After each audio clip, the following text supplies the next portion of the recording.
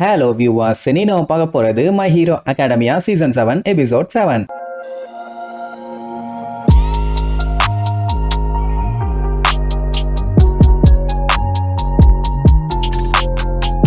Open பண்ணா சில நாட்களுக்கு முன்பு காட்டுறாங்க. அதான் பிளான் பண்ணி அந்த வில்லப்பாயில வெளியில கொண்டு வந்தாங்கல்ல, அதுக்கெல்லாம் முன்னாடி ஹெல்மெட் போலீஸ் ஹீரோஸ்னு எல்லாத்தையுமே கூப்பிட்டு வச்சு இந்த மீட்டிங்கை போட்டுப்பாரு. பிளான் ஏவோ பிளான் பியோ. ஆனா இவங்க முக்கியமா பண்ண வேண்டிய வேலை அந்த வில்ல கூட்டத்தை தனித்தனியா பிரிக்கணும். டொமுரா ஸ்டார் அண்ட் ஸ்டேப் கூட சண்டை போட்ட டேட்டா வச்சு பார்க்கும்போது ஆல்ஃபார் ஒன்னை விட இப்ப அந்த டொமுரா பயங்கர பவர்ஃபுல்லா இருக்கான். அப்புறம் ஆல்ஃபார் ஒன்னோட அந்த கேமினோ பேட்டில பார்த்தாங்க இல்லையா, அவங்களுக்கு தெரியும் அவன் எவ்வளவு ஸ்ட்ராங்னு. பிளஸ் அந்த கிறுகு பையகிட்ட ரேடியோ வேவ்ஸ் பவர் வேற இருக்குது. இதுல இன்னொரு கன்றாவி என்னன்னா, ரெண்டு பேத்தோட கான்சியஸுமே ஒன்னா ஷேர் ஆயிட்டு இருக்குது. இந்த விஷயம் அந்த டாட்டாரஸ் ஜெயில இருந்து ஆல்ஃபாரோனை காப்பாத்தி கூப்பிட்டு வந்தாங்களே, அப்பதான் தெரிஞ்சது அவனுங்க கனெக்டடா இருக்கானுங்க. ஆனா எந்த அளவுக்கு இருக்காங்கன்னு இன்னும் இவங்களுக்கு முழுசா தெரியல. ஆனா இதுல மோசமான விஷயம், ரெண்டு பேரும் ஒன்னு சேர்ந்து வந்து அட்டாக் பண்ணானுங்கன்னா இவங்க தலைகீழ நின்று தனியா குடிச்சாலும் இவங்களால ஜெயிக்க முடியாது. அப்படின்னா ஸ்டார் அண்ட் ஸ்டேப் அட்டாக் பண்ணும்போது ரெண்டு பேரும் ஒன்னா சேர்ந்து இருந்தாங்கன்னா ஈஸியா அவளை தோக்கடிச்சிருக்கலாம்ல. இவ்வளவு கஷ்டப்பட்டு இருக்க தேவையில்லையேன்னு பார்த்தா அவளுக்கு அவனோட பேரு தெரியும். அவன் பேரை வச்சு ஏதாச்சும் நியூ ஆர்டர் ரூல் போட்டான்னா ஆல்ஃபார் ஒன் மாட்டிக்குவான். அதனாலதான் உசாரா டொமுராவை அனுப்பி விட்டுருக்கான். இந்த பேட்டில் அட்லீஸ்ட் 10 கிலோமீட்டருக்காச்சும் அவங்க ரெண்டு பேத்தையுமே பிரிச்சாகணும். சொல்ல போனா இதுதான் மினிமம் டிஸ்டன்ஸ்.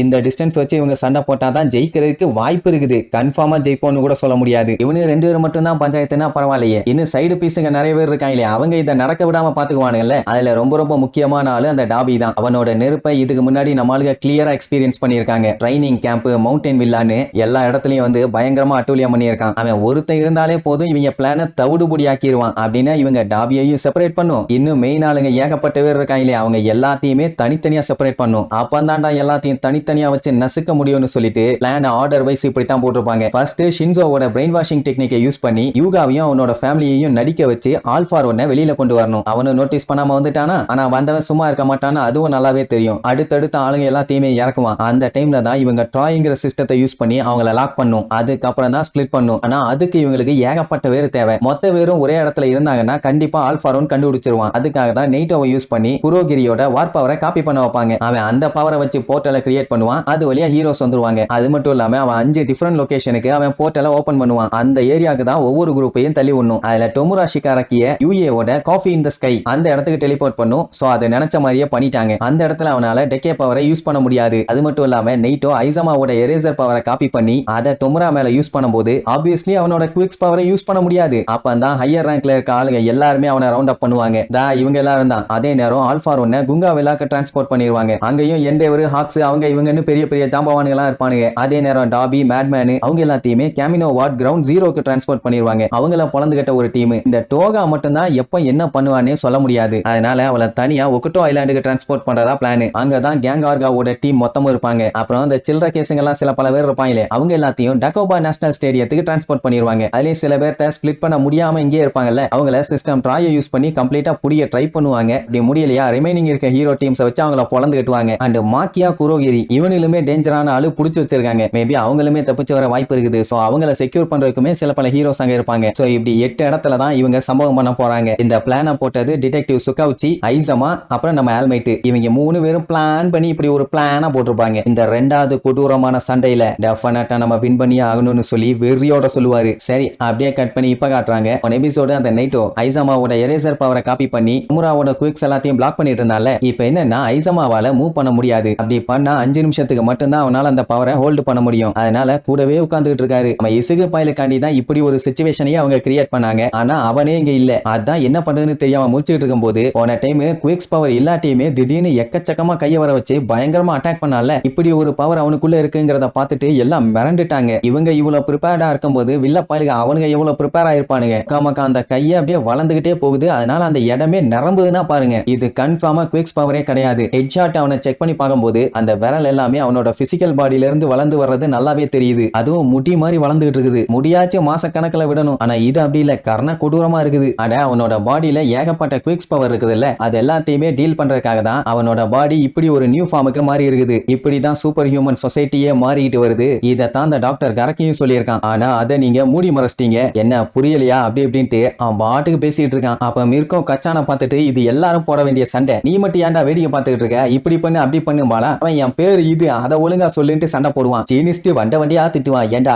இந்த நேரத்துல இப்படி ஒரு சண்டை தேவைதானாடா விளக்கண்ணைகளான்னு. உள்ள இருக்க அவங்களுக்கு என்ன டவுட்னா, ஒருவேளை வெளியில இருக்க நீட்டோ அவனோட பவரை ஒழுங்கா யூஸ் பண்ணாம விட்டுட்டானோன்னு டவுட். அவன் புலம்பி தள்ளிட்டு இருப்பான், இல்லவே இல்ல நான் காப்பி பண்ண பவரை கரெக்டா யூஸ் பண்ணிட்டு இருக்கேன், இது என்னோட மிஸ்டேக் இல்லன்னு. அப்பதான் நம்ம இசுகு பையன் ஐசமாக்கு கால் பண்ணி, இந்த மாதிரி டோகா இனி ஒக்குட்டோ ஐலாண்டுக்கு இழுத்துட்டா நான் மன்னிச்சிருங்க, எனக்கு இப்ப திரும்பி வரணும்னா வார்ப்பு தேவை, அவனை போர்ட்டல் ஓபன் பண்ண சொல்லுங்க, நான் உடனே வந்துடுறேன்மா. இப்ப இருக்க நிலைமைக்கு அவனால போர்ட்டல்லாம் ஓபன் பண்ண முடியாது, ஏன்னா நெய்ட்டோவால அட் அ டைம்ல ஒரே ஒரு குவிக்ஸ் பவரை தான் யூஸ் பண்ண முடியும். இப்ப அவன் ஒரு செகண்ட் அந்த எரேசர் பவரை ஸ்டாப் பண்ணிட்டு வார்ப்பை ஓபன் பண்ணானா உள்ள இருக்க டோமுரா எல்லாத்தையுமே சம்பவம் பண்ணிடுவான். ஆனா எப்படியாச்சும் மிடோரியாவை இங்க கொண்டு வந்தே ஆகணும். என்ன பண்றதுன்னு தெரியாம முழிக்கும் போது அங்க ஜீனிஸ்ட் ஒரு விரல காட்டுவாரு. அதே நேரம் அவன் கை வேற அங்க மல்டிப்ளை ஆயிட்டு இருக்கு பாத்தீங்களா. இப்ப அவனோட எரேசர் பவரை ஸ்டாப் பண்ணி எல்லா பவரையும் யூஸ் பண்ணி டெக்கே பவரை யூஸ் பண்ணானா மொத்த இடமுமே அழிஞ்சு போயிடும். அப்புறம் இவங்களுக்கு செக்மேட் தான். அதனால எரேசர் கிட்ட இல்ல மிடோரியா வேலைக்கே ஆகாது, நீ தான் அங்க இருந்து இங்க வந்தாகணும், அது வரைக்கும் நாங்க டொமுராவை வேணா ஹோல்டு பண்ணி வைக்கிறோம் பாங்க. ஜீனிஸ்டுமே ஒன் ஃபார் ஆல் இல்லன்னா என்ன, நம்ம எல்லாம் ஒன்னா சேர்ந்து இவங்க கூட சண்டை போட்டு ஜெயிக்கலாம் அப்படின்ட்டு வெறியோட சண்டைக்கு ரெடி ஆவாங்க. அப்படியே கட் பண்ணி 200 கிலோமீட்டருக்கு அந்த பக்கம் இருக்க ஒக்குட்டோ ஐலாண்ட காட்டுறாங்க. அது ஆக்சுவலா டொமுரா இருக்கிற இடத்துல இருந்து 200 கிலோமீட்டர் தள்ளி இருக்குது. இங்க இருந்து டைரக்டா பஸ் பிடிக்க முடியாது. So boat equal to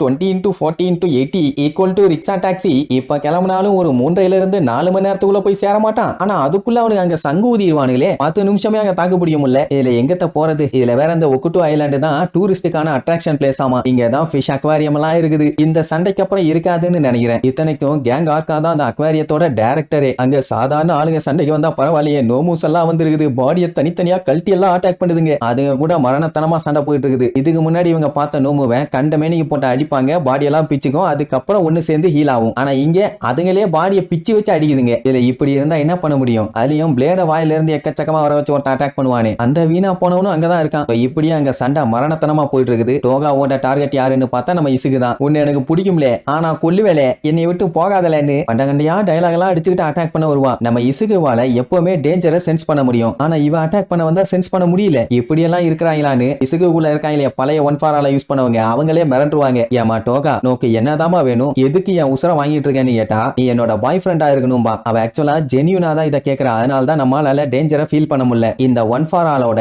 9th user தான் நம்ம இசுகு. அவனுக்கு இந்த சண்டை பாத்தீங்கன்னா ரொம்ப ரொம்ப முக்கியமானது. ஆல்ஃபார் ஒன்னு சீனுக்கு பின்னாடி இருந்து வேலை பார்த்துட்டு இருக்க ஒரு பயங்கரமான எனிமி. அவ கூட சேர்ந்தவ தான் இவ அடிக்கடி இசுகுவை மீட் பண்ணிருக்கான். ஆனா டைரக்டா அவளோட ஃபீலிங்ஸை இவங்கிட்ட சொன்னதே இல்ல. அப்படி ஏதாச்சும் இருந்திருந்தாலும் இவனால அந்த ஃபீலிங்ஸ் எல்லாம் புரிஞ்சுக்க முடியாது. இப்படி இவ்வளவு நேரமா அவன் யோசிச்சு அதுக்கப்புறம் தான் பையன் ஷாக்கே ஆவான். சேட்ட படத்துல காலிங் பெல் காமெடி இருக்குது இல்ல, உள்ள வந்ததுக்கு அப்புறம் தான் காலிங் பெல் அடிக்கும். அந்த மாதிரி தான் நம்ம பையன் ஃபர்ஸ்ட் டைம் டோகாக்கு இசுகுவை பார்த்த உடனே புடிச்சு போச்சு. அதனால இவளுக்கும் அவன மாதிரியே மாறணுமாமா. அதனால உன்னோட பிளட் எனக்கு குடிக்க குடுக்குறியா ப்ளீஸ் அப்படின்ட்டு இழிச்சுக்கிட்டே வில்லத்தனமா கேப்பா. ஏமா பாய் ஃப்ரெண்டுனா ஒரு 4 இடத்துக்கு கூட்டு போனமா, ஜாலியா சுத்தனமா, தின்னமா, வந்தமான்னு இருக்கணும், நீ என்ன ரத்தத்தை கேக்குறியன்னு கேட்டா அவளுக்கு இப்படி பண்ணாதான் சாட்டிஸ்ஃபை ஆகுமாமா. இப்படி இவங்க பேசிட்டு இருக்க எல்லாத்தையுமே உராரக்காங்க கேட்டுட்டு தான் இருக்கா. அப்ப நம்ம இசுகு கிட்ட நான் என்ன பண்ணணும் அப்படிங்கிற மாதிரி கேப்பா. இதே மாதிரி கேள்வியை தான் உராரக்கா கிட்டையும் கேட்டிருப்பா. இப்ப என்னன்னா அவ வரத மறுபடியுமே நம்மளால சென்ஸ் பண்ண முடியல. அதனால அவகிட்ட இருந்து தள்ளி இருக்கதான் நல்லதுங்கிற மாதிரி அவன் யோசிப்பான். அந்த டைமுங்கும் போது நோமோ அட்டாக் பண்ணுமா, அந்த அட்டாக்கை தடுத்துக்கிட்டே நம்ம பையன் கத்துவான். அதாவது எனக்கு ஆல்மைட் மாதிரி ஸ்ட்ராங் ஆகணும்னு ஆசை, நீ ஏன் மத்தவங்களோட ஃபீலிங்ஸை புரிஞ்சுக்கிட்டு அவங்கள ஹர்ட் பண்ணாம இருக்க கூடாது அப்படின்னு கேட்ட உடனே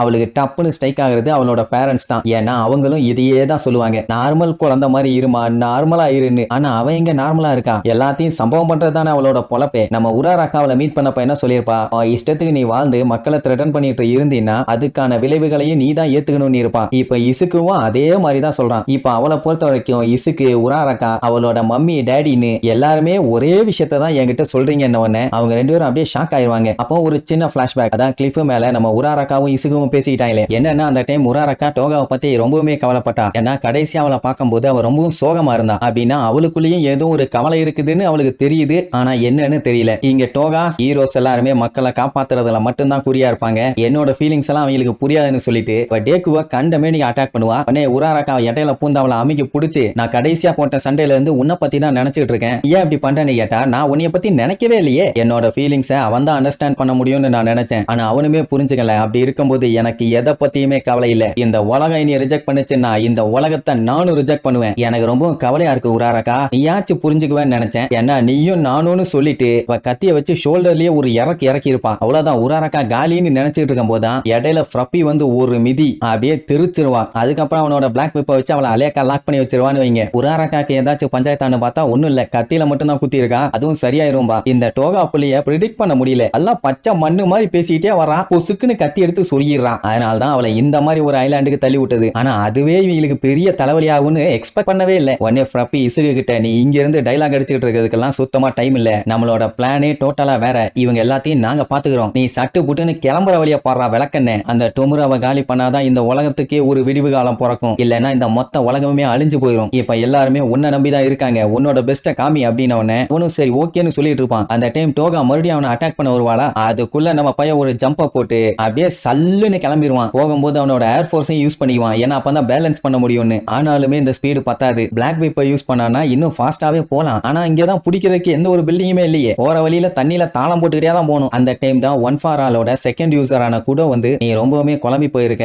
அந்த ரீஇன்ஃபோர்ஸ்மெண்ட் பார்ட்ஸ் எல்லாம் வச்சுக்கிட்டு உன்னால 100% ஒன் ஃபார் ஆல யூஸ் பண்ண முடியாது, அப்படி நீ பண்ணினா உன்னோட பாடி அந்த பேட்டில் ஃபீல்டுக்கு போய் சேர்றதுக்கு முன்னாடியே பயங்கரமா டேமேஜ் ஆயிரும். அப்படின்னா நீ அடுத்து அந்த மெட்டா பவரை யூஸ் பண்ண பிளான் பண்றியான்னு கேட்டவனா, ஆமாம்பா, ஆக்சுவலா இதுதான் இவங்களோட கடைசி முயற்சின்னு அவர் ஆல்ரெடி சொல்லிட்டாரு. ஆனா அதோட விளைவை நம்ம பையன் புரிஞ்சுக்கல. ஒன் ஃபார் ஆல் வந்து இவங்களோட மெட்டா பவர்ஸ் எல்லாத்தையுமே பயங்கர ஸ்ட்ராங்கா மாத்திருச்சு. அதோட ரிசல்ட்டா தான் அந்த பவர்ஸ் எல்லாமே யூனிக் பவர்ஸா இருக்குது. அவங்க பாஸ்ட்ல அந்த பவரை யூஸ் பண்ணும்போது அந்த அளவுக்கு அது டெவலப் ஆகல, அதனால கேஷுவலா யூஸ் பண்ணாங்க. ஆனா இப்போ நம்ம இசுக்குவால அப்படி அதை யூஸ் பண்ண முடியாது, பயங்கர பவர்ஃபுல்லா இருக்கும். தேவையில்லாம யூஸ் பண்ணி உன்னோட எனர்ஜியை நீ வேஸ்ட் பண்ணிக்காத, ஏன்னா இந்த பேட்டில வச்சு தான் ஃபியூச்சரே டிசைட் ஆக போகுது. உன் ஃப்ரெண்ட்ஸ் மேல நம்பிக்கை வை, உன்னோட சண்டையில மட்டும்தான் நீ ஃபோக்கஸ் பண்ணுமே தவிர தேவையில்லாத மத்த சண்டைக்குள்ள போய் தலைய விட்டு உன்னோட சண்டையை கோட்டை விட்டுறாதே பாரு. ஏன்னா நம்ம பையன் லூசுத்தனமா டோகா கூட எல்லாம் சண்டை போட்டுட்டு இருந்தால. சரி அப்படியே கட் பண்ணி இங்க டோகாவை காட்டுறாங்க. அவ நம்ம இசுகுவை அனுப்பி வச்சிட்டோமேன்னு பயங்கர கடுப்புல இருக்கா. ஃப்ரப்பிக்கு நல்லா தெரியும் இசுகு மட்டும் இங்க இருந்தானா இந்த நிலைமையில கண்டிப்பா டோகாவை விட்டுட்டு போக மாட்டான்னு. அண்ட் இப்படி ஒரு ப்ரீஷியஸான சீக்ரெட் ரிவீல் ஆகும்னு கூட அவ எதிர்பார்க்கவே இல்லை. அப்பதான் டோகா என்ன சொல்லுவா, அவளுக்கு வந்து இசுகுவையும் பிடிக்கும், உராரக்காவையும் ரொம்ப ரொம்ப பிடிக்கும், நம்ம ஃப்ரப்பிய கூட பிடிக்குமாமா. ஆனா அவ இதோட நிறுத்திக்க போறா. இவளுக்கு இனி யாரா இருக்க பிடிக்குதோ அப்படித்தான் அவ இருக்க போறாளாமா. யாரு எதை சொன்னாலும் அதை கேட்க போறது இல்ல. என்னோட வாழ்க்கையை எனக்கு பிடிச்ச மாதிரி வாழ போறேன், நான் தான் ஹிமிகோ டோகா, எனக்கு ஹீரோஸ் எல்லாம் தேவையில்லை, அதனால போய் தொலைங்கம்பா.